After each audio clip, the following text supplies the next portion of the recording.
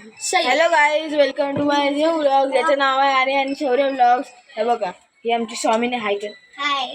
आणि हा आमचा शौर्य इमोजी. हे बघा. Hi hello. आणि हा आमचा, आम्ही ह्याला पदू बोलतो लाडाने.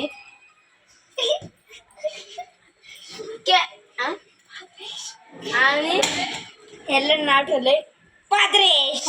गाईज, हे छोटी मुलं पाद्रेश बोलतात ना. बघा, ह्यांची मस्त